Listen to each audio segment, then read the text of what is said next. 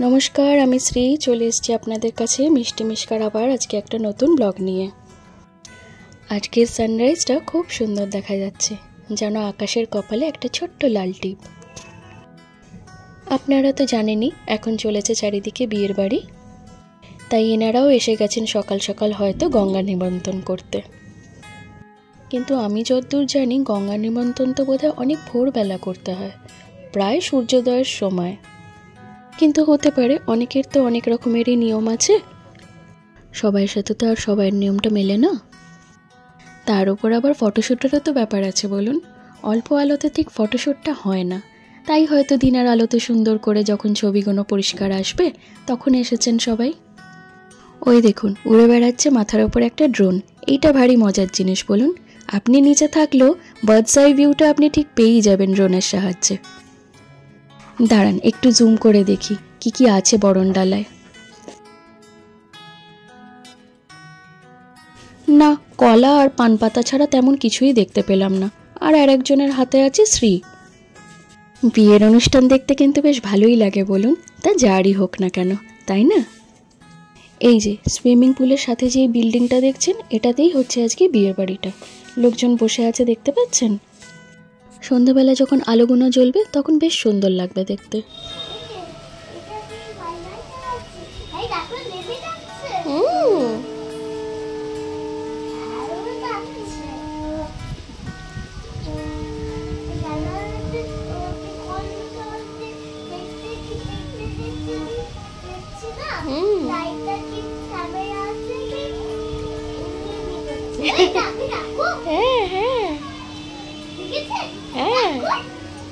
দেখছি তো, মজা লাগছে। এই তোমাকে করতে দেবে না। আচ্ছা কর, দেখো তুমি দেখো।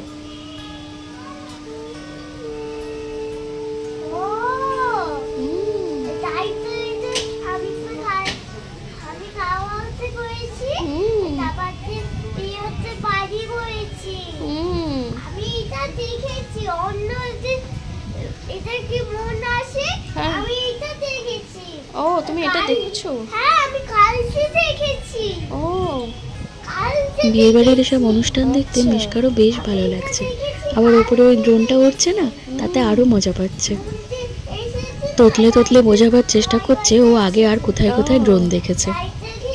সে কখন থেকে একখানা চেয়ার জোগাড় করে বারান্দায় বসে আছে জানেন, আমাকে ডেকে ডেকে দেখাচ্ছে কোথায় কি হচ্ছে নিচে। নিচে এখানটাতে ছাউনি দিয়ে সব রান্না বান্নার জোগাড় চলছে এখন। মা দেখো তো রান্না করছে।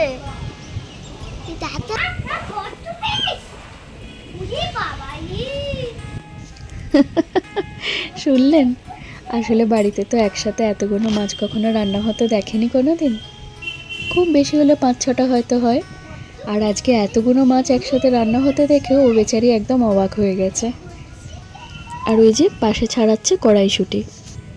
আমাদেরও বেশ কয়েকটা বিয়ের বাড়ির নেমন্তন্ন এসছে, তাই মিশকাকে নিয়ে বেরিয়েছি একটু টুকটাক শপিং করতে। আসলে বাচ্চাদের জামা কাপড়গুলো 6 মাসেই ছোট হয়ে যায়। যত ভালো জামাই কিনি না কেন, ওই একবার কি দুবারের বেশি বেচারারা আর পরতেই পারে না। অনেক দিন পর পর যখন একটা কোনো ভালো অকেশনে একটা ভালো জামা বার করলাম পরাবো বলে, ওমা তখন দেখি জামাটা ছোট হয়ে গেছে। তাই এখন একটা ভালো জামা না হলেই নয়, সেই কিনতে বেরিয়েছি আর কি। ওয়েস্টার্ন স্টাইলের দুটো ভালো জামা আছে বটে, কিন্তু ট্র্যাডিশনাল একটাও নেই। তাই জন্য একটা ইন্ডিয়ান অ্যাটায়ার কেনার ইচ্ছে আছে। এসে গেছি মার্কেটে, এবার দেখি কি পাওয়া যায়।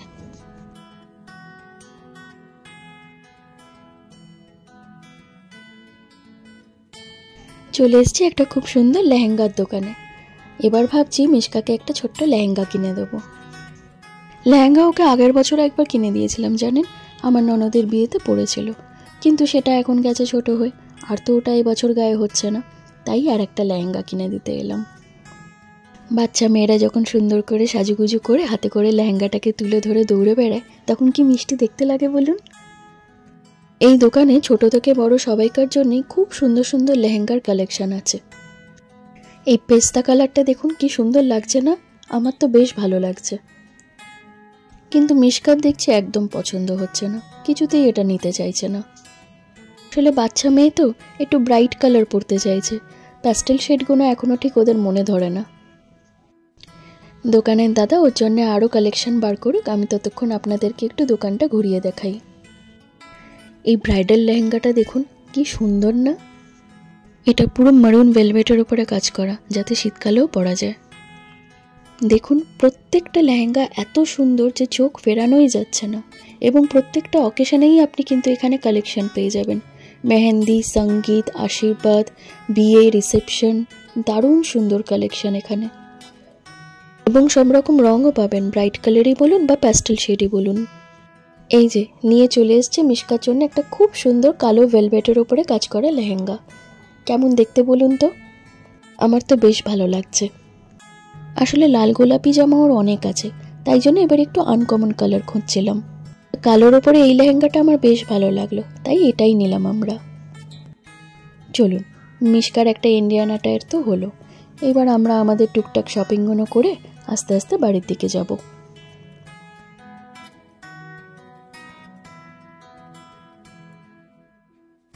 চার পাঁচটা দোকানে দাঁড়িয়ে দাঁড়িয়ে আসার কথা ছিল, তাই মা বলল আজকে আর টোটো করতে হবে না, চল এইটুকুন হেঁটেই চলে যাই। কিন্তু হাঁটতে হাঁটতে তো হয়ে পড়েছে দুজনেই ক্লান্ত, তাই একটা পুরনো বাড়ির তলায় বসে একটু বিশ্রাম নিয়ে নিচ্ছে। এটা একটা শ্রীরামপুরের বহু পুরনো বাড়ি। আমি বাড়িটা আপনাদেরকে ঘুরিয়ে দেখাচ্ছি। দেখুন কি অসাধারণ সুন্দর বাড়িটা।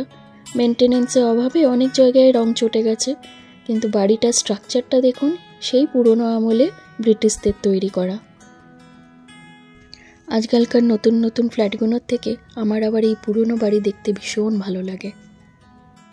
ঝুলন্ত বারান্দা, বড় বড় জানলা, কারুকার্য করা বিশাল বড় বড় দরজা, খড়কি দেওয়া জানলার পাল্লা, বাড়ির সামনে বসার জন্য লাল রক, যাকে বলে একদম পুরনো ট্র্যাডিশনাল বাঙালি বাড়ি। হয়তো ভেতরে ঢুকলে দেখতে পেতাম একটা বিশাল বড় উঠোন আর লাল মেঝে। এই যে এই ঝুলন্ত বারান্দাটা দেখছেন কিরমভাবে তৈরি করা।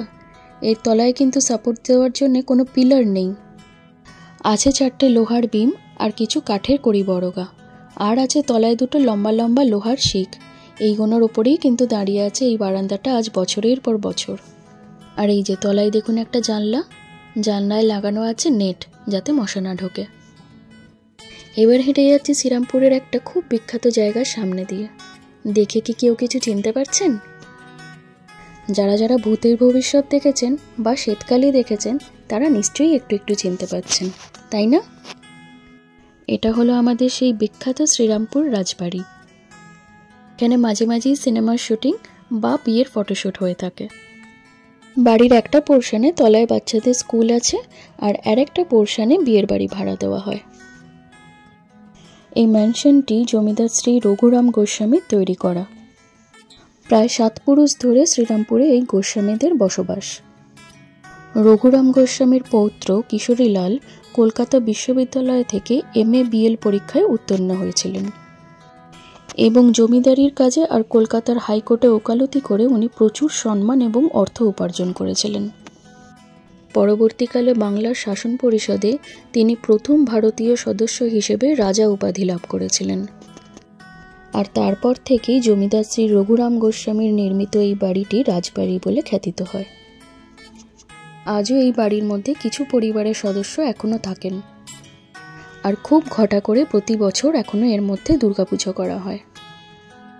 পুজোর সময় এই বাড়িটির গেট খুলে দেওয়া হয়, যাতে সারা শহরের মানুষ এখানে এসে দুর্গাপুজো দেখতে পারে। তাই আমিও শেয়ার করে নিচ্ছি আপনাদের সাথে কিছু পুরনো রাজবাড়িতে তোলা পুজোর সময়ের ছবি। বাড়ির মধ্যে ঢুকলেই আগে দেখতে পাবেন একটা বিশাল বড় উঠোন, আর তার সাথে হচ্ছে লাগোয়া ঠাকুর দালান। পুজোর সময় এই ঠাকুর দালানটাকে খুব সুন্দর করে সাজানো হয়। আর এই হচ্ছে আমাদের রাজবাড়ির মা।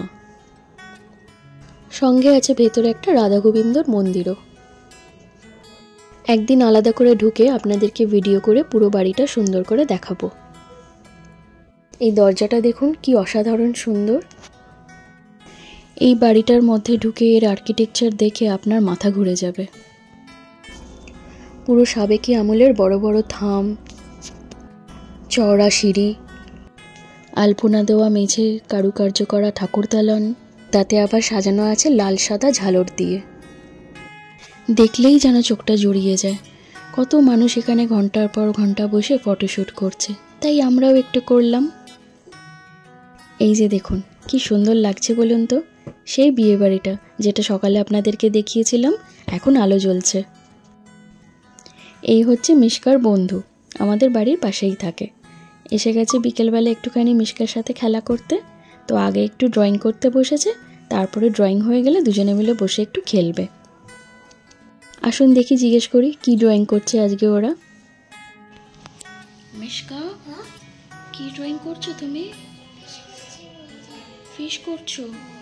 আচ্ছা, এবার তুমি বলো তুমি কি ড্রয়িং করছো? আচ্ছা ঠিক আছে। বাচ্চাদের ছবি আঁকাতে বা বাচ্চাদের ছবি আঁকতে আমার খুব ভালো লাগে জানেন। অ্যাকচুয়ালি বলতে পারেন এতে আমার অনেকটা স্ট্রেস রিলিফ হয়।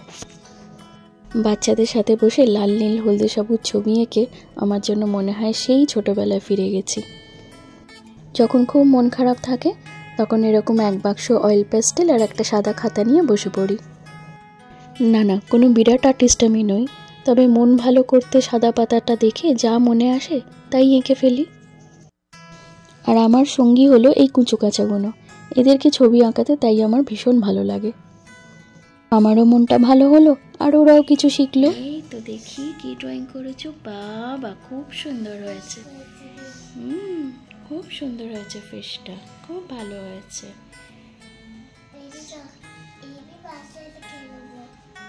ওই যে ওই পাশে আঁকা পাখিটা একদিন আমি নিজের মন ভালো করতে এঁকে ফেলেছিলাম, আর সেটা দেখেই ও বসে বসে আর একটা পাখি আঁকছে। তা বেশ সুন্দর আঁকছে বলুন।